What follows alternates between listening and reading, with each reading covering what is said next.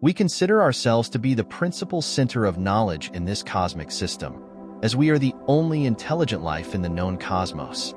The James Webb Space Telescope has surpassed all expectations in capturing the elusive glimmer of city lights an unbelievable 7 trillion miles away from Earth, a discovery that has left cosmologists around the world in wonder. More than merely broadening our knowledge of the cosmos, this astounding achievement whirls hypotheses out of control as scientists pore over the data, looking for clues that can reveal the secrets of these perplexing celestial guides. The implications are stunning. They imply that there is life and activity beyond our comprehension in the universe and provide evidence that we are not alone in it. Do these far-off lights portend the existence of alien civilizations? What implications does this have for how we interpret the likelihood of extraterrestrial life? Come learn about the recent observations of city lights 7 trillion miles away made by the James Webb Telescope. The James Webb Space Telescope, which was launched on Christmas Day 2021, was intended to surpass the venerable Hubble telescope in terms of obtaining extraordinarily crisp photographs of recently found planetary systems, astronomical objects, and other subjects. Studying the origin of the first galaxies by looking at distant parts of the universe is one of the main goals of the JWST. The fact that light travels through our cosmos over billions of years makes this conceivable. The JWST observes these things exactly as they appeared billions of years ago when it gathers light. The farthest distance that light may travel in a year is represented by the unit of measurement used by astronomers, light years. To demonstrate this truth, on July 11, 2022, U.S. officials released the group's first deep field image. Joseph Biden, president, from the White House. Even though the Hubble Space Telescope achieved the deep field fame by focusing on a single part of the sky for 10 days straight beginning on December 18, 1995, the region it chose was small, making up only approximately 1/millionth of the sky. The majority of the 3,000 hitherto undiscovered objects that Hubble found were galaxies that were billions of light years away. Similarly small is the area of the sky covered by the JWST's deep field image. The actual galaxy SMX 0723 is located 4.6 billion light-years away. Its strong gravitational field magnifies the farther-off galaxies behind it. Where the gravitational force is highest, the basic galaxies are deformed into enormous arcs. In one case, it was established that the light from a far-off galaxy took 13.1 billion years to travel across space and reach the telescope. As the universe expands, the light that is released stretches. Astronomers may compare JWST's images with visible light photos of neighboring galaxies acquired by Hubble and other telescopes because the JWST's primary target galaxies are so far away that the visible light from their stars has stretched into the infrared spectrum. This will demonstrate how galaxies form over very long time periods, merging and molding into the structures we see today by gathering data at those frequencies. What's even more amazing than the vast quantity of galaxies in the first deep field image taken by JWST is how quickly it was taken. In only a few hours, compared to days for nearly every other telescope. It can't help but find galaxies everywhere it looks. Not all things work as magnifying glasses. Scientists are utilizing JWST photos of a few galaxies labeled VV1191 to examine the changes in light from one pair as it passes through the other. Galaxy clusters are not the only objects serving as magnifying lenses. The analysis's findings will disclose the characteristics of the dust in the intervening galaxy.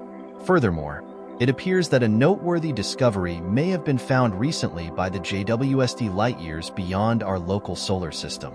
The official JWST website announced the potential discovery of auroras on a so-called brown dwarf. It is difficult to determine the source of the energy in the upper atmosphere because there is no host star and the temperature is so low.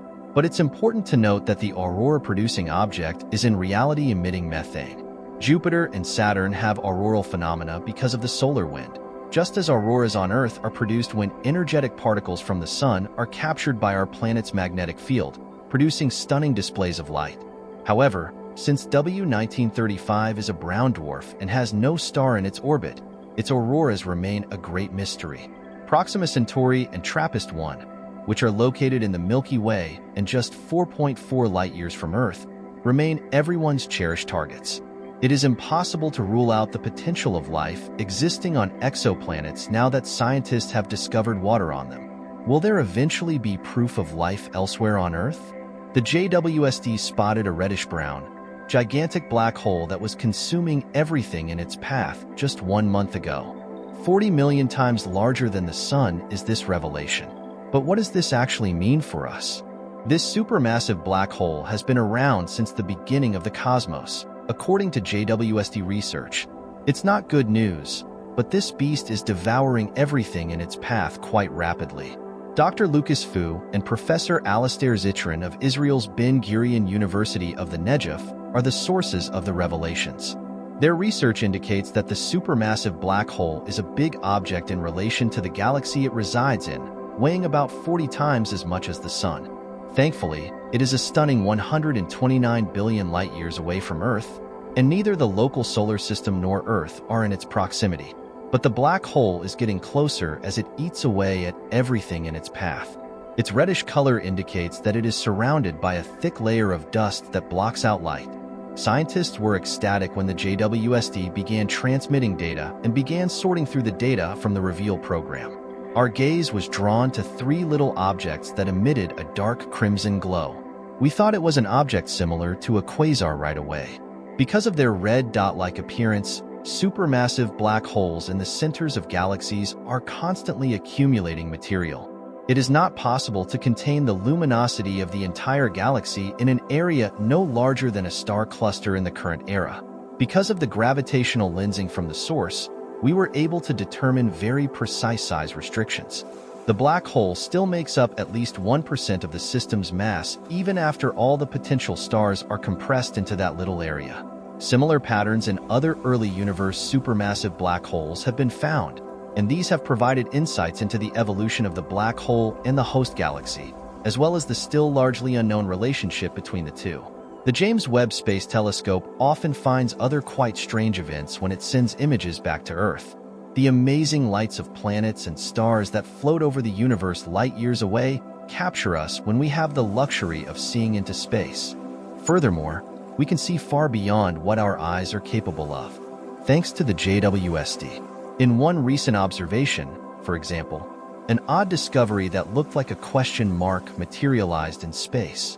Using its state-of-the-art near-infrared camera, JWST has been sending back photographs of what it has discovered in deep space for the last 20 months or more.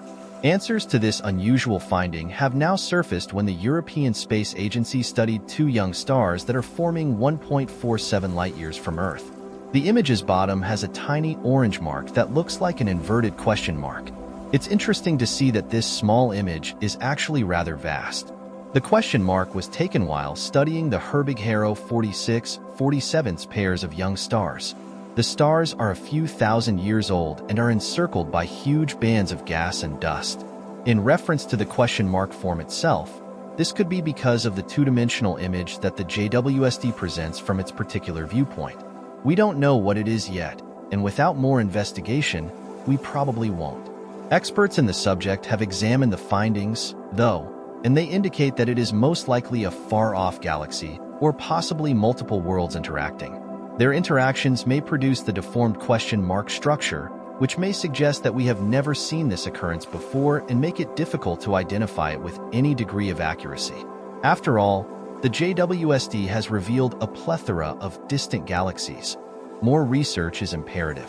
These days, all eyes are on a specific group of planets the size of Earth that may contain the secret to discovering extraterrestrial life.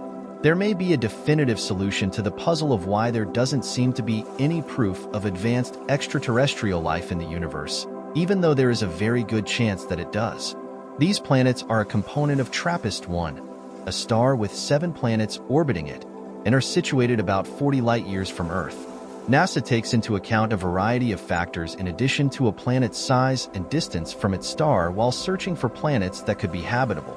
Finding the general concentrations of specific substances in the atmosphere of a planet is a more practical approach. This would enable scientists to assess the planet's habitability. 6 years ago, NASA's Space Exploration Project, which included the infrared Spitzer Space Telescope, helped identify the 7 rocky exoplanets orbiting the same star, known as TRAPPIST-1. As of right now, one of those worlds, TRAPPIST-1b, has a temperature estimate from JWST. Since its inception, the JWST has continuously yielded important discoveries. This finding is simply the most recent in a long line of unprecedented firsts. It is the first indication of any kind of light coming from an exoplanet as small and cold as our solar system's rocky planets. Such dim mid-infrared light has never been detected before by any observatory. When astronomers first discovered the 7 TRAPPIST-1 exoplanets, they were thrilled. Because all of these far-off planets are roughly the size of Earth and are situated in the habitable zone, the space where planets can have liquid water on their surfaces when they are at the ideal distance from their star. They describe the system as an amazing research facility and assert that it may be the greatest place to investigate the atmospheres of rocky planets. But before you get too enthused about humanity finding a new home, remember this. The planets of TRAPPIST-1 are a whopping 235 trillion miles away, beyond the current capabilities of our technology. They also revolve around AM dwarf star, which is a star that is redder and considerably smaller than the Sun. These stars have a higher probability of hosting rocky planets than Sun-like stars since they are far more prevalent in the Milky Way. Rocky planets circling these massive M dwarf stars are easier to spot, making them perfect candidates for habitable planet trackers. But there's a catch. M dwarfs are much more dynamic than our Sun, and they frequently flare and release high-energy beams that might hurt planets' atmospheres or potentially even alien life. Earlier TRAPPIST-1b scans were insufficiently sensitive to rule out the possibility of an atmosphere, or to conclude that the planet is a barren rock. One side of the planet is always facing the star while the other is always in darkness due to the planet's tidal locking. The simulation indicated that if TRAPPIST-1b had an atmosphere, the planet's temperature would be lower since heat would be dispersed by the air on both sides. But a far higher temperature was detected by the JWST, ruling out the possibility of an atmosphere and removing another planet from the list of worlds that might be inhabited. The fact that the JWST can and will make such observations, enabling us to investigate the atmospheres and temperatures of many more worlds, is what's intriguing, not so much about TRAPPIST-1b itself. What kind of life could exist on these planets? The James Webb Space Telescope has decided to engage in some space exploration by taking on the role of an extraterrestrial meteorologist. A group of worldwide astronomers has been using the extremely costly piece of equipment in the hopes of utilizing its powers throughout the universe. This is the most recent in a short but fascinating history of ambitious expeditions that have also produced pictures of a nearby moon that strikingly resembles Earth. This is only the start of its cosmic journey. Regarding weather patterns, the JWST has been closely observing events on a large planet located about 280 light-years away from Earth, or 1,644 trillion miles away. This planet, known as WASP-43b, was found by the Hubble Space Telescope in 2011 and is considered a hot Jupiter by NASA due to its similar size to Jupiter. Forecasts of the weather have shown 1,250 degrees Fahrenheit temperatures and tropical winds of over 5,000 miles per hour on the planet's night side, which were previously obscured by dense, tall clouds. This is because WASP-43b is tidally locked, which means that although one side of the star is constantly exposed to light from its neighboring star, the other side, which has a perfect sky, is never exposed to any light at all. The JWST confirmed the presence of water vapor on the day side by combining accurate brightness measurements over a broad spectrum of mid-infrared light with previous observations from other observatories and 3D atmospheric models. Even though Hubble and Spitzer both suggested that there might be clouds on the night side of the planet, more precise measurements from the JWST were necessary before we could start mapping the planet's atmosphere, winds, and atmospheric composition. WASP-43b orbits its star in 19.5 hours, and the JWST detects minute variations in the planet's and its companion's brightness. The temperature of the planet was ascertained by the JWST through the utilization of brightness data obtained from its sophisticated near-infrared sensor. Since temperature directly affects how much mid-infrared light an object emits, measuring the temperature every 10 seconds for over 24 hours was essential to achieving the desired results. With this effort, we were able to record the planet's temperature roughly over the course of an orbit, which let us determine the temperature of the planet's different sides as they became visible.